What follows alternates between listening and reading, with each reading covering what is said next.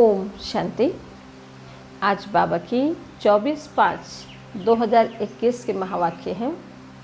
आज बाप दादा कहते हैं, मीठे बच्चे, तुमने रावण की मत पर बाप की गिलानी की तो भारत कौड़ी तुल्य बन गया। रावण की मत पर जब आए तो भारत की गिलानी करने लग पड़े, बाप की गिलानी करने लग पड़े तो भारत कौड़ी तुल्य बन गया। फिर बाबा ने सीढ़ी के वंडरफुल राज को स्पष्ट रीति समझाया है।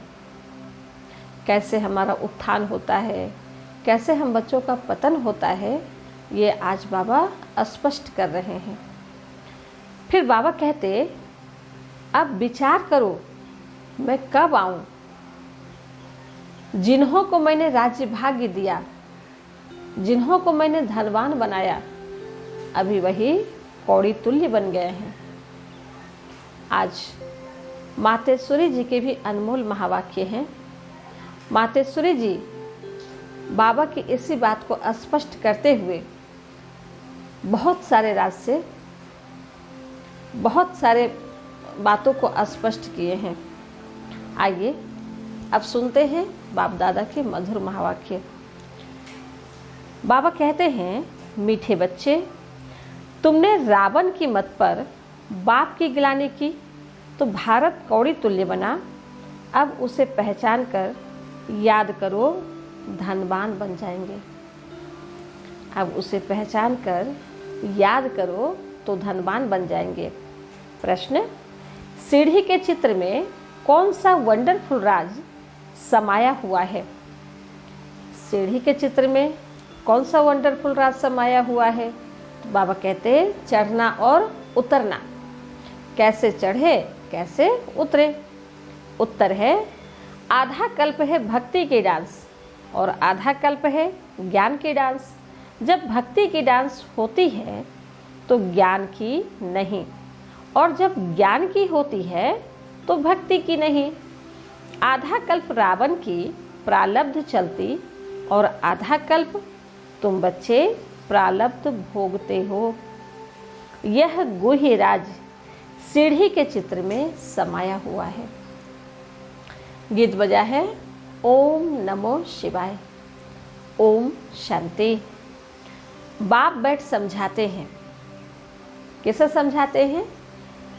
भक्ति मार्ग में बहुत ही भक्ति की, डांस की। कौन से डांस की? ज्ञान की डांस नहीं की, भक्ति की डांस की। डांस जब होती है तो ज्ञान की नहीं, जब ज्ञान की होती है तो भक्ति की नहीं। जब ज्ञान की डांस होती है तो भक्ति नहीं होती, और जब भक्ति की डांस होती है तो उस समय पे ज्ञान नहीं होता। तो बाबा कहते हैं, क्योंकि भक्ति की डांस उतरती कला में ले जाती है। सतयुग त्रेता में भक्ति होती नहीं, भक्ति शुरू होती है द्वापर से। अभी ज्ञान डांस बच्चे कर रहे हैं संगम पर, तो इससे बच्चे कहाँ जाएंगे? हम बच्चे सतयुग और त्रेता में। फिर वहाँ भक्ति होती नहीं। बाबा कहते हैं कि भक्ति शुरू होती है द्वापर से। जब भक्ति शुरू होती है तो ज्ञान की प्रालब्ध पूरी हो जाती है, फिर उतरती कला होती है। कैसे उतरते हैं सो बाप बैठ समझाते हैं। कैसे ऊपर से नीचे उतरते हैं सो बाप बैठ समझाते हैं। मैं कल्प कल्प आकर बच्चों को कहता हूँ, तुम बच्चों ने हमारी बहुत ही ग्लानि कर दी है। अब बाबा बता रहे हैं कि मैं कल्प कल्प आता हूँ और आप बच्चों को कहता हूँ कि इसी तरह से आप बच्चे हर कल्प में मेरी गिलानी करते आए हो और इस बार भी कर रहे हो। जब जब भारत में इस आदि सनातन देवी देवता धर्म की बहुत ग्लानि होती है, तब मैं आता हूँ। जब बच्चे बहुत दुखी और शांत होते हैं, बहुत ग्लानि हो जाती है, तब भगवान को आना होता है। ग्लानि किसको कहा जाता है वह भी समझाते हैं। बाप कहते हैं मैं विकारी नरकवासी भारत को आकर कल्प कल्प स्वर्गवासी बनाता हूँ। यह बाप का ही काम है और किसी का काम नहीं। बाबा कहते हैं तुम मेरी ग्लानि आसुरी मत पर करने के कारण कितने कंगाल बन गए हो। राम राज्य था, अभी है रावण राज्य। जिसको हार और जीत दिन और रात कहा जाता है। राम राज्य था तो जीते हुए थे हम आत्माएं, और रावण राज्य आया तो फिर हार गए। तो बाबा कहते हैं अब विचार करो मैं कब आऊं। जिन्हों को राज्य दिया वही राज्य गवा बैठे। जिन्हों को राज्य दे करके नारायण बनाया, श्री कृष्ण बनाया, वही राज्य गवा बैठे, वही उतरती कला में चले आए। तो बाबा कहते हैं कि मैं किसको बाबा कहते हैं कि जिन्हों को राज्य दिया वही राज्य गवा बैठे। हिसाब किताब तो सारा समझाया ही है। मैं आकर वर्षा देता हूँ, फिर रावण आकर तुमको श्रापित करते हैं। बाबा कल्प कल्प आकर के हम बच्चों को वर्षा देते हैं और फिर रावण आकर के हम बच्चों को श्रापित कर देता है। भारत को खास, दुनिया को आम। क्यों? क्योंकि भारत में ही भगवान आते हैं और किसी देश में भगवान नहीं जाते, तो इसलिए भारत को खास, दुनिया को आम हो जाता है। भारत की महिमा का भी किसको पता नहीं है। भारत की कितनी बड़ी महिमा है यह किन्हीं को पता नहीं है। पहले पहले भारत ही था। कब था, कैसे था, कौन राज्य करते थे, किसको भी कुछ पता नहीं है, कुछ भी समझते नहीं हैं। जो देवता थे, सकल मनुष्य की सीरत देवताओं की थी। जब देवता थे तो इंसान तो वही थे, हम आप जैसे ही थे, लेकिन सकल देवताओं, बाबा कहते हैं कि सकल मनुष्य की और सीरत देवताओं की।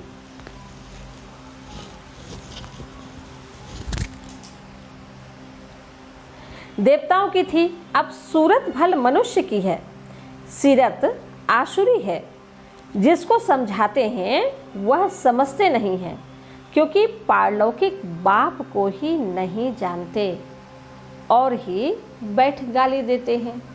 भगवान को नहीं जानने के कारण और ही बैठ, कोई बात हुई तो भगवान को गाली देने लग पड़ते हैं।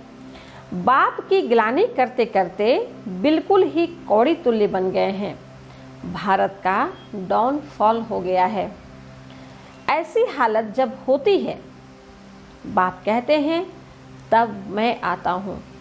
अभी तुम बच्चों को सम्मुख समझा रहा हूँ, कल्प पहले भी ऐसे ही समझाया था।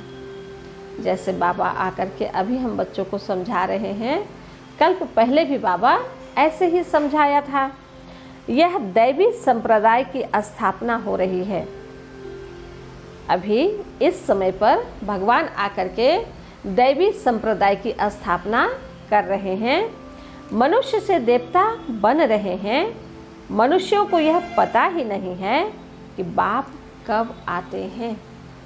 अगर यह पता हो तो फिर भगवान को गाली आदि तो कभी वो दे ही नहीं पता होने के कारण कुछ होता है तो भगवान ने ही किया, सारा दोष, सारा ब्लेम भगवान पर डाल देते हैं। अब बाबा कहते हैं सतयुग त्रेता में तुम बड़ी खुशी में प्रारब्ध भोगते हो, फिर द्वापर से रावण का श्राप पाते पाते बिल्कुल ही खत्म हो जाते। जैसे देवताएं प्रारब्ध भोगते भोगते त्रेता के अंत में खत्म हो जाते, फिर रावण की आसुरी प्रारब्ध शुरू होती है। आधा कल्प चलता है राम राज्य, आधा कल्प चलता है फिर रावण राज्य। तो बाबा कहते हैं कि भक्ति भी पहले अव्यभिचारी होती है, फिर व्यभिचारी होती है। सीढ़ी ठीक बनी हुई है। हर एक चीज सतो प्रधान सतो रजो तमो बनती है, खाद पड़ती जाती है। तुम बच्चों को समझाया तो बहुत अच्छी रीति जाता है। बाबा कहते हैं कि तुम बच्चों को तो बहुत अच्छी रीति समझाया जाता है, परंतु धारणा कम होती है। अब बाबा बता रहे हैं कि धारणा कम कैसे होती है, क्यों होती है। कोई में तो समझाने का बिल्कुल अक्ल ही नहीं है और अच्छे अनुभवी हैं, कोई अच्छे अनुभवी हैं, कोई में अक्ल नहीं समझाने की और कोई अच्छे अनुभवी हैं। जिसकी धारणा बड़ी अच्छी होती है, नंबर वार तो होते हैं ना। स्टूडेंट्स एक समान नहीं होते। बाबा कहते कोई तेज कोई कम तो होते ही हैं।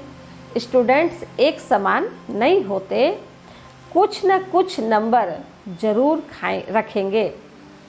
बाबा कहते कुछ न कुछ नंबर जरूर रखेंगे। कोई को भी समझाना है बहुत सहज। ये बातें कोई को भी समझाना बहुत सहज है। बाप कहते हैं मुझे याद करो, मैं तुम्हारा बेहद का बाप, सृष्टि का रचयिता हूँ। मुझे याद करने से तुमको बेहद का वर्षा मिलेगा। बाबा कहते कि रावण को याद किए तो आप नीचे गिरे, आपका डाउनफॉल हो गया। अब मुझे याद करो तो चढ़ती कला में चले जाएंगे। बाबा कहते हैं तुम बेहद का याद करने से तुमको बेहद का वर्षा मिलेगा। याद से ही खाद निकलेगी। सिर्फ यह समझाओ कि तुम भारतवासी सतयुग में सतो प्रधान थे, अभी कलयुग में तमो प्रधान हो गए हो। आत्मा में खाद पड़ती है, पवित्र होने बगैर कोई वहाँ जा नहीं सकते। आत्मा में खाद पड़ती है। तो बाबा कहते हैं कि ये जो खाद है, जब तक खाद निकलेगी नहीं, पवित्र बनेंगे नहीं, तो कोई वहाँ जा नहीं सकते। बाबा कहते हैं कि बच्चे मैंने आपको पावन बनाए भेजा, फिर पावन बना करके वापस लेके जाऊंगा। तो इसलिए अभी बाबा आए हैं हम बच्चों की आत्मा से खाद निकालने। तो वो खाद कैसे निकलेगी? योग और तपस्या से। जितना हम बाबा की याद में रहेंगे, बाबा के 4 सब्जेक्ट्स हैं ना, उन चारों पर अगर हम अटेंशन देते हैं तो हमारी खाद जल्दी जल्दी निकल जाती है। बाबा कहते हैं नई दुनिया में है ही सतो प्रधान। कपड़ा नया है तो कहेंगे सतो प्रधान, फिर पुराना तमो प्रधान हो जाता है। अभी सबका कपड़ा फटने लायक है। कपड़ा माना शरीर। बाबा कहते हैं कि अभी सबका कपड़ा फटने लायक है। सब जड़ जड़ीभूत अवस्था को पाए हुए हैं। जो विश्व के मालिक थे वही बिल्कुल गरीब बने हैं। विश्व के मालिक श्री कृष्ण, नारायण, लास्ट के जन्म में ब्रह्मा बाबा, वो अभी गरीब बने हुए हैं। फिर उनको ही साहूकार बनना है। इन बातों को मनुष्य नहीं जानते। जो साहूकार बनते हैं वही गरीब बनते हैं, और जो गरीब बनते हैं फिर वही चढ़ती कला में जाए साहूकार बनते हैं। भारत स्वर्ग था, इन लक्ष्मी नारायण का राज्य था, और सब धर्म वाले तो बाद में आए हैं। बाप तुमको रियल बात बैठ समझाते हैं। गीता का देखो कितना मान है। अभी सच्ची सच्ची गीता बाबा सुना रहे हैं ना, तो गीता का देखो कितना मान है। पढ़ते पढ़ते बिल्कुल ही नीचे गिर गए हैं। फिर जो भक्ति की गीता है वो तो मनुष्य मत की गीता है ना, श्रीमत की गीता तो नहीं है भक्ति वाली, क्योंकि सच्ची सच्ची गीता तो भगवान अभी सुना रहे हैं। तो बाबा कहते हैं जब गिर जाते हैं तो पुकारते हैं, हे पतित पावन आओ। हम भ्रष्टाचारी बन गए हैं। सदगति तो भगवान ही दे सकते हैं, बाकी शास्त्रों में तो सब है भक्ति मार्ग। एक सदगति भगवान के सिवाय दूसरा कोई नहीं दे सकता। बाबा कहते शास्त्रों में है भक्ति मार्ग तुम्हारी बुद्धि में बैठा हुआ है। हम बाबा के ज्ञान से देवता बनते हैं। हम बच्चों की बुद्धि में बैठी हुई बातें हैं कि अभी बाबा हम बच्चों को ऊंचा ज्ञान दे रहे हैं, किस लिए? देवता बनाने के लिए। अब सारी दुनिया से वैराग्य है। सन्यासी भी भक्ति करते हैं, गंगा स्नान आदि करते हैं ना। भक्ति भी सत्व प्रधान, फिर रजो तमो होती है। भक्ति भी पहले शुरू की भक्ति क्या होती है? सत्व प्रधान, फिर रजो तमो होती है। यह भी ऐसे है, आधा कल्प दिन आधा कल्प रात गाई जाती है। ब्रह्मा के साथ जरूर ब्राह्मणों का भी होगा। ब्रह्मा की जब चढ़ती कला हुई तो हम ब्राह्मणों की भी चढ़ती कला, और ब्रह्मा की जब उतरती कला हुई तो फिर हम ब्राह्मणों की भी उतरती कला। तो बाबा कहते हैं तुम अभी दिन में जाते हो, भक्ति की रात पूरी होती है। भक्ति में तो बहुत दुख है, उनको रात कहा जाता है। भक्ति में दुख है तो उनको रात कहा जाता है। अंधेरे में धक्के खाते रहते हैं भगवान से मिलने के लिए। भक्ति मार्ग में सदगति देने वाला कोई होता नहीं। तुम्हारे सिवाय कोई भी यथार्थ रीति भगवान को नहीं जानते हैं। क्यों? क्योंकि भगवान का सत्य परिचय हम बच्चों को मिला, हम ब्राह्मणों को मिला। तो हम बच्चों को उछाल आती है कि जैसे बाबा ने हम बच्चों को सत्य ज्ञान दिया, वैसे ये ज्ञान पूरे विश्व की आत्माओं को मिलने चाहिए, ताकि वो भी उच्च तकदीर बना सके, वो भी अपना भाग्य अच्छा से अच्छा बना सके। तो बाबा कहते हैं आत्मा भी बिंदी, परमात्मा भी बिंदी है, यह बात कोई भी समझ ना सके। इसलिए तो भक्ति मार्ग में कहते हैं ना कि ज्योति ज्योति में समा गई, क्योंकि दोनों बिंदी है ना। तो बाबा कहते एक बिंदी जन्म मरण के चक्र में आते हैं, और दूसरी बिंदी जो परम आत्मा है वो जन्म मरण के चक्र में नहीं आते। तो ज्योति ज्योत में कभी भी नहीं समा सकते। बाबा कहते हैं परमात्मा ही स्वयं आकर ब्रह्मा तन से समझाते हैं। उन्होंने फिर भागीरथ बैल के रूप में दिखाया है। भागीरथ भक्ति मार्ग में भागीरथ को यानी ब्रह्मा बाबा को बैल के रूप में दिखाया है। तो आप विचार करो, सोचो कि भागीरथ बैल अगर है तो वो कैसे बोले, कैसे शिव बाबा बिंदी उनके तन का आधार लेकर के ज्ञान सुनाए। ये भी तो भक्ति की रॉन्ग बातें हैं ना। भागीरथ माना कोई बोलने वाला इंसान होगा, तभी तो शिव बाबा उसके तन का आधार लेंगे ना। तो ये विचार करने योग्य बातें हैं। फिर बाबा कहते हैं बाप सब बातें अच्छी रीति समझाते हैं, परंतु किसकी बुद्धि में पूरी रीति बैठता नहीं, बाप बैठ समझाते हैं। यह ज्ञान बहुतों की बुद्धि में अच्छी रीति बैठता नहीं, फिर बाप बैठ समझाते हैं। बच्चे, मैं तुम आत्माओं का बाप हूँ। अब भगवान स्वयं आकर कह रहे हैं कि बच्चे, मैं तुम आत्माओं का बाप हूँ, क्योंकि शरीर का बाप तो अलग है, आत्मा का बाप अलग। तुम मुझे याद करो और वर्षे को याद करो, तो तुम्हारे विकर्म विनाश होंगे। फिर भी कहते हो भूल जाते हैं। वाह, ऐसे साजन वह बाप को भूलना चाहिए। बाबा को भी आश्चर्य लगता है कि इतना अच्छा ज्ञान मैं सुना रहा हूँ, फिर आप बच्चे कहते हो मैं भूल जाता हूँ। तो फिर बाबा कहते हैं कि ऐसे साजन और बाप को भूलना चाहिए। स्त्री पति को अथवा बच्चे को कभी भूलती है क्या? हाँ, ऐसा तो नहीं है ना कि स्त्री पति को और फिर बच्चे को भूलती है, क्योंकि उनसे उनका दिल का प्यार होता है, तो वो कभी भी नहीं भूल सकती। अगर बच्चे थोड़ा नज़र से ओझल हो जाए तो माताएं क्या करती है, तुरंत फ़ोन करेगी, बच्चे को पास में बुलाएगी। तो बाबा कहते हैं मेरे से भी दिल का प्यार रखो। तो जब मेरे से दिल का प्यार रहेगा तो फिर ये कंप्लेन कभी नहीं करोगे कि बाबा मैं आपको भूल जाता हूँ, क्योंकि गति सदगति दाता तो एक ही परमपिता परमात्मा है और दूसरा कोई नहीं। तो बाबा कहते हैं यहाँ तुम क्यों भूलते हो? कहते भी हो बाबा आप हमको स्वर्ग का मालिक बना रहे हैं, फिर भी भूल जाता हूँ। बाप कहते हैं याद नहीं करेंगे तो अंदर जो कट चढ़ी है वह कैसे निकलेगी? मुख्य बात है ही याद की, अपना कोई दूसरे धर्म से ताल्लुक नहीं है।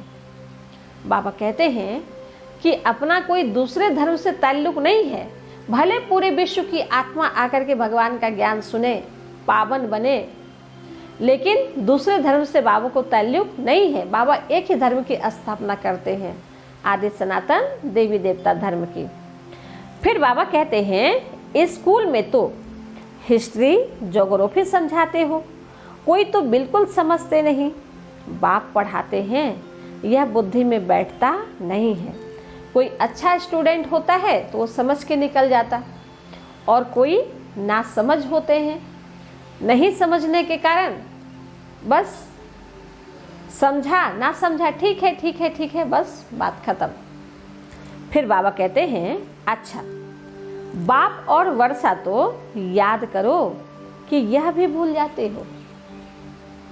बाप और वर्षा को तो याद करो, क्योंकि बाबा ही है जो वर्षा दे रहे हैं। तो बाबा कहते इसको तो याद करो, जिसके लिए आधा कल्प से भक्ति करते आए उस बाप को याद नहीं करते। आधा कल्प जिसके लिए पुकारते आए हैं उसको याद नहीं करते।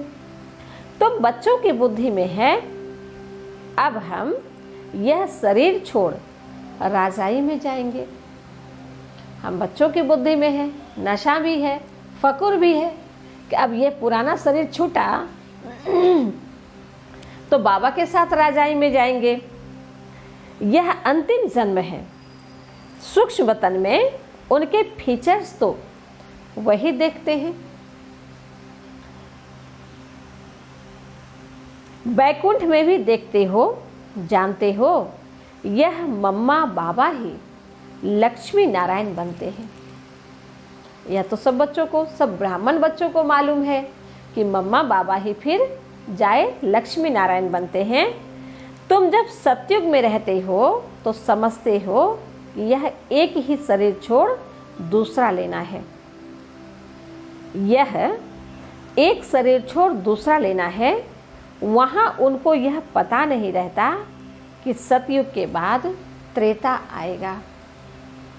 अभी संगम पे चढ़ती कला का नशा होता है, फिर उतरती कला में अगर ये याद रहे तो फिर बच्चे मूंझ जाए। फिर जो वो 16 कला संपूर्ण वाली बादशाही है तो फिर उसका आनंद ही ना ले सके। तो इसलिए ये ज्ञान वहाँ पे जो प्रारब्ध अभी पाते हैं, इस ज्ञान से जो हमारी आत्मा पावन बनती है उसी अनुसार से वहाँ पर प्रारब्ध पाते हैं, बाकी सारी बातें भूल जाते हैं। बाबा कहते हैं सतयुग के बाद त्रेता आएगा, द्वापर आएगा, हम उतरते जाएंगे। ज्ञान की बात नहीं रहती है, पुनर्जन्म लेते रहते हैं। वहाँ आत्म अभिमानी रहते हैं, फिर आत्म अभिमानी से देह अभिमानी बन जाते हैं। सतयुग त्रेता में आत्म अभिमानी रहते हैं, फिर नीचे उतरते हैं। द्वापर कलयुग में फिर देह अभिमानी बन जाते हैं। यह नॉलेज सिर्फ तुम ब्राह्मणों को है और कोई के पास नहीं है। यह ज्ञान ज्ञानेश्वर जो ज्ञान का सागर बाप है वही सुनाते हैं। जरूर ब्रह्मा के बच्चे ब्राह्मणों को ही सुनाएंगे। यह बातें जरूर ब्रह्मा के बच्चे ब्राह्मणों को ही सुनाएंगे ना। ब्रह्मा के बच्चे हैं, ब्राह्मण संप्रदाय, रात दिन का फर्क है। तुम पुरुषार्थ कर संपूर्ण गुणवान बनते हो। संपूर्ण निर्विकारी गृहस्थ व्यवहार में रहते भी तुम बाप को याद करो, कर्म तो करना ही है। बाबा कहते हैं कि कर्म तो करना ही है, बुद्धि का योग बाप के साथ लगा रहे। कर्म भल कोई भी करो, लेकिन बुद्धि तो खाली रहती है ना, तो बुद्धि को बाबा के पास लगाना है।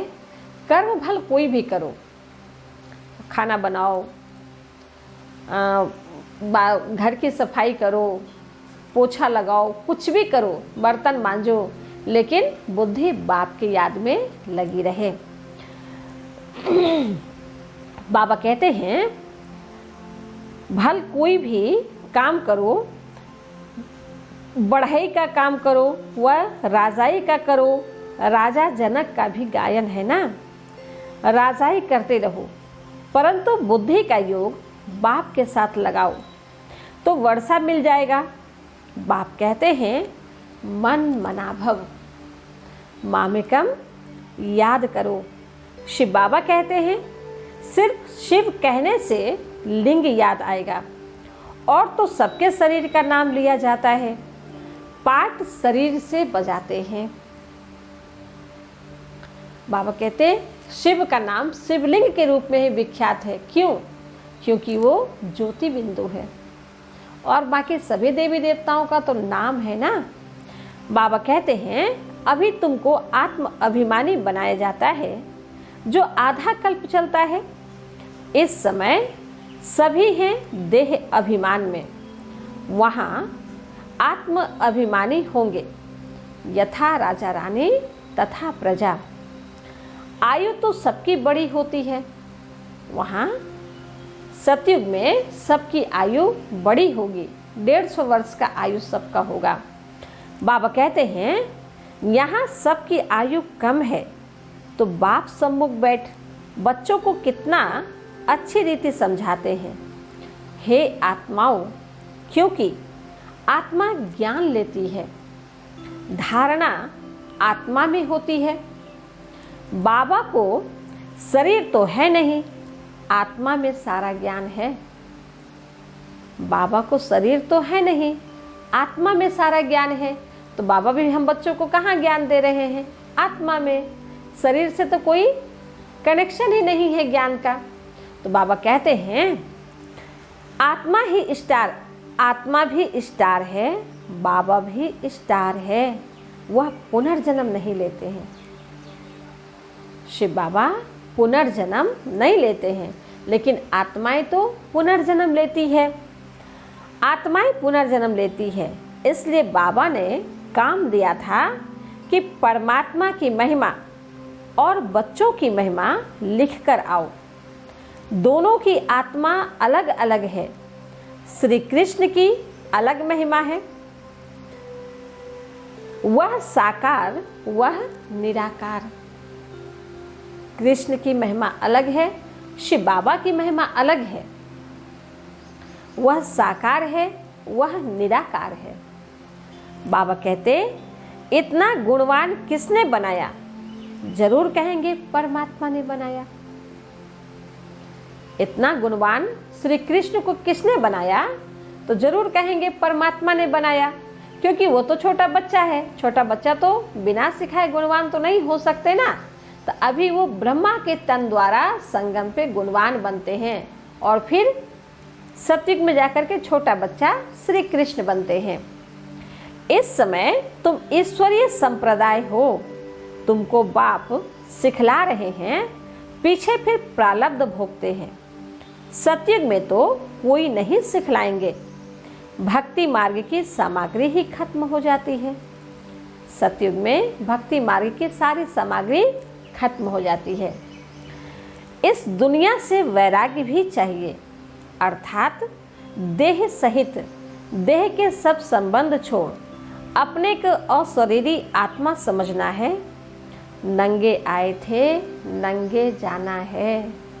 ये 5 तत्वों का शरीर तो यहाँ सृष्टि पर लिया, और 5 तत्वों के शरीर को छोड़ के जाना है।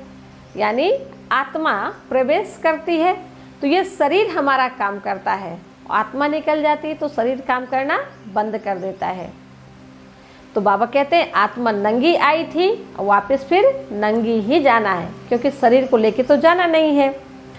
यह पुरानी दुनिया खलास हो जानी है, हम सब नई दुनिया में जाने वाले हैं। बस यह याद की मेहनत करते रहो, इसमें ही फेल होते हैं, याद करते नहीं हैं। जो भी समझने के लिए आते हैं उनको भी यही समझाना है। शिव बाबा ब्रह्मा द्वारा कहते हैं, शिव बाबा का तो शरीर है नहीं, तो ऐसे कैसे कहेंगे? वो ब्रह्मा बाबा का शरीर लोन पर लेते हैं और उन द्वारा हम बच्चों से बातें करते हैं। उन द्वारा कहते हैं कि मुझे याद करो तो याद से तुम्हारी खाद निकल जाएगी, तुम विष्णुपुरी के मालिक बन जाएंगे। विष्णुपुरी ही स्वर्गवासी है, तो जितना हो सके बाप को याद करो। जिस बाप को आधा कल्प याद किया है अब वह सम्मुख आए हैं। जिस बाप को आधा कल्प भक्ति मार्ग से बुलाना शुरू किया है वो अभी संगम पर सम्मुख आए हैं। कहते हैं मुझे याद करो, उनको कोई भी जानते नहीं, खुद ही आकर अपना परिचय देते हैं। परम आत्मा को कोई भी जानते नहीं। वो जब ब्रह्मा बाबा के तन में आते हैं तो खुद ही वो अपना परिचय देते हैं। मैं जो हूँ, जैसा हूँ, ऐसा कोई विरला जानते और निश्चय करते हैं। निश्चय कर लेते हैं तो पुरुषार्थ कर वर्षा पा लेते हैं। शिव बाबा कहते हैं मुझे याद करने से ही तुम्हारे विकर्म विनाश होंगे। बिना याद का कोई उपाय नहीं है। बाबा कहते हैं और तुम पवित्र बन पवित्र दुनिया के मालिक बनेंगे। विकर्म कोई भी नहीं करना है। अभी संगम पर हिसाब किताब चुकतू करने का समय है। अभी नया विकर्म कोई भी करना नहीं है। अच्छा, मीठे मीठे सिकिलधे बच्चों प्रति माता पिता बाप दादा को याद प्यार गुड मॉर्निंग। याद प्यार और गुड मॉर्निंग। रूहानी बाप की रूहानी बच्चों को नमस्ते। हम रूहानी बच्चों की रूहानी माता पिता बाप दादा को याद प्यार और गुड मॉर्निंग।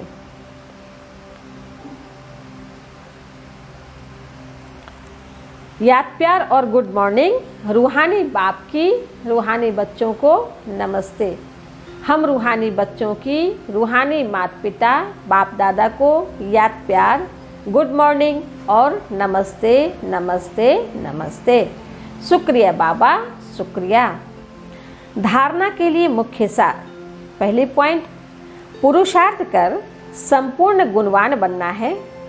कर्म कोई भी हो लेकिन बाप की याद में रहकर करना है। कोई भी विकर्म नहीं करना है। दूसरी पॉइंट, यह पुराना कपड़ा शरीर जड़ जड़ीभूत है, इससे ममत्व निकाल देना है। आत्मा को सतो प्रधान बनाने का पूरा पूरा पुरुषार्थ करना है।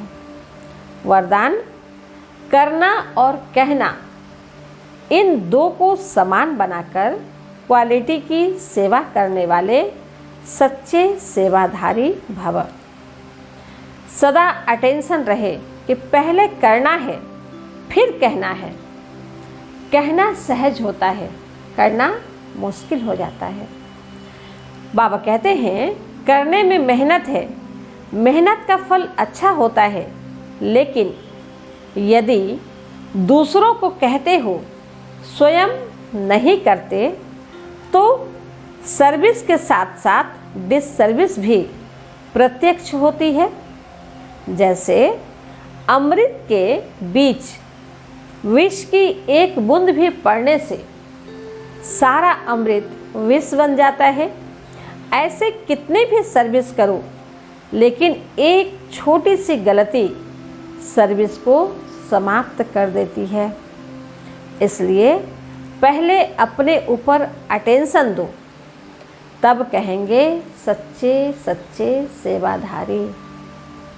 स्लोगन, अनेकता में एकता लाना बिगड़ी को बनाना यह सबसे बड़ी विशेषता है। अनेकता, अभी कितने धर्म, मठ, पंथ आदि बटे हुए हैं, उन सभी में बाबा की चाहना है, उन अनेकता में भी एकता को लाना है। यही सबसे बड़ी विशेषता है। आज मातेश्वरी जी के भी अनमोल महावाक्य हैं, तो आइए सुनते हैं मातेश्वरी जी के अनमोल महावाक्य। चढ़ती कला और गिरती कला की मुख्य जड़ क्या है? आज मम्मा सुना रहे हैं कि चढ़ती कला और गिरती कला का मुख्य जड़ क्या है। बहुत मनुष्य यह प्रश्न पूछते हैं कि जब इतना पुरुषार्थ कर जीवन मुक्ति पद को पाते हैं तो फिर वहाँ क्या कारण बनता है जो हम नीचे गिरते हैं? तो इसका मम्मा बहुत अच्छा स्पष्टीकरण दे रहे हैं, ध्यान से सुनिए। भल हम कहते हैं कि यह हार और जीत का खेल है। मम्मा कह रहे हैं कि भल हम कहते हैं यह हार और जीत का खेल है, इसमें चढ़ती कला और उतरती कला होने का भी कोई कारण जरूर है। बिना कारण तो कुछ होता नहीं है। जिस कारण के आधार पर यह खेल चलता है, जैसे पुरुषार्थ से हम चढ़ रहे हैं, वैसे गिरने का भी कारण जरूर है। अभी संगम पर जैसे पुरुषार्थ से हम चढ़ रहे हैं, उड़ती कला में आ रहे हैं, वैसे गिरती कला का भी कोई कारण है। अब मम्मा कारण स्पष्ट कर रहे हैं। अब कारण भी कोई बड़ा नहीं है, जरा सी भूल है। जैसे परमात्मा कहता है, मुझे याद करो तो मैं तुमको मुक्ति, जीवन मुक्ति पद दूंगा, वैसे ही जब बॉडी कॉन्शियस हो परमात्मा को भूलते हैं तो गिरते हैं। सोल कॉन्शियस होते हैं तो चढ़ते हैं, बॉडी कॉन्शियस होते हैं तो गिरते हैं, फिर वाम मार्ग में चले जाते हैं, फिर 5 विकारों में फंसने से दुख उठाते हैं। तो यह हुआ अपना दोष, ना कि रचता का दोष। जो लोग कहते हैं दुख सुख परमात्मा ही देते हैं, ये रॉन्ग बातें हैं ना, आज मम्मा स्पष्ट कर रहे हैं। यह कहना बिल्कुल रॉन्ग है। बाबा सुख रचता है, ना कि दुख रचता। बाकी हम श्रेष्ठ कर्म से सुख उठाते हैं और भ्रष्ट कर्म से दुख भोगते हैं। बाकी अच्छे कर्म का फल और बुरे कर्मों का दंड परमात्मा द्वारा अवश्य मिलता है। इतने समझाने के बाद भी अगर फिर भी हम बुरे कर्म करते हैं, अच्छे कर्म करते हैं, तो अच्छे कर्म का फल भी परमात्मा देते हैं और बुरे कर्म का दंड भी परमात्मा देते हैं। और बाकी ऐसा नहीं कि कुछ भी हमसे हुआ वो परमात्मा ने किया, कुछ भी नुकसान हुआ तो परमात्मा ने किया, कुछ भी भला हुआ तो परमात्मा ने किया। नहीं, ये कर्म करने के लिए हम बच्चों को बाबा सृष्टि पर भेज देते हैं, अच्छा गुणवान बना करके भेजते हैं, ताकि बच्चे मेरे अच्छा से अच्छा कर्म करें। लेकिन बच्चे क्या करते हैं, कभी अच्छा कभी बुरा, तो इसकी सज़ा तो मिलेगी ना, तो वो परमात्मा देते हैं। बाकी अच्छा या बुरा करना मेरे हाथ में है। अब मम्मा समझाते हैं, परंतु ऐसे नहीं कहेंगे कि सुख दुख दोनों परमात्मा देता है। नहीं, परमात्मा तो चढ़ती कला में हमारे साथ है, बाकी गिराने वाली माया है। कॉमन रीति में भी कोई साथ अथवा मदद लेते हैं सुख के लिए, बाकी दुख उठाने लिए कोई किसका साथ नहीं लेते। बाकी तो जैसे जैसे कर्म वैसा वैसा फल, फल की रिजल्ट। तो इस ड्रामा के अंदर दुख सुख का खेल अपने कर्मों के ऊपर बना हुआ है। इस ड्रामा के अंदर दुख सुख का खेल अपने अपने कर्मों के अंदर बना हुआ है, परंतु तुच्छ बुद्धि मनुष्य इस राज को नहीं जानते। परंतु तुच्छ बुद्धि मनुष्य, मम्मा कहते हैं कि इस राज को नहीं जानते तो फिर क्या क्यों में फंसे पड़े रहते हैं। अच्छा, ओम शांति।